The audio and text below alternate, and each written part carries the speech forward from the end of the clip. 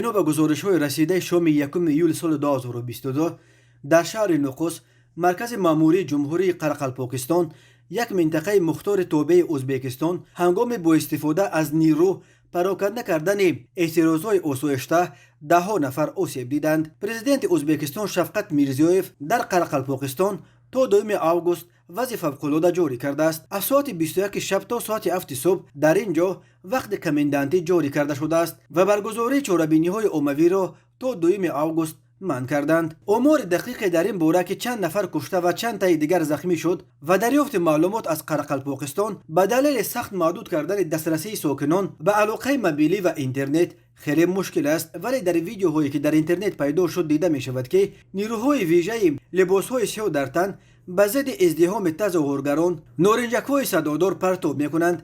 ساکنان می گویند نیروهای حکومتی به ضد تظاهرگران از سلاح جنگی نیز استفاده بردند. در اینترنت از جمله ویدیوی نشر شد که در آن یک ماشین زیر پوش از روی منفرش می‌گذرد که از خون زیاد رنگش سرخ شده است. معلوم نیست که این خون تظاهرگران تیل خورده است یا چیز دیگر. همین طور تلگرام کانال ریادوفکا ویدیوی را نشر کرد که اعتراضگران تیر خورده با تن خون‌آلود در روی رو خوابیدند و اعتراضگران دیگر کوشش میکنند که زیر صدای تیر همسفان تیر خورده خود را به یگان مکان امن‌تر انتقال دهند. قبلا وزارت کارهای داخلی ازبکستان اعتراف کرد که به خاطر پیشگیری از پایمال کردن ترتیبات جمعیتی در حدود بازار دهقان نیروهای مقامات حفظ حقوق استفاده شد. روز 2 ایول پارلمان، حکومت و وزارت کارهای داخلی قرقلپاکستان در یک اظهارات مشترک گفت که تشکیل کنندگان بهترتیبی‌های عمومی و آنهایی که به مقامات مقاومت فعالانه نشان دادند دستگیر شدند. بنا به این اظهارات تشکیل کنندگان اعتراض نخست می‌خواستند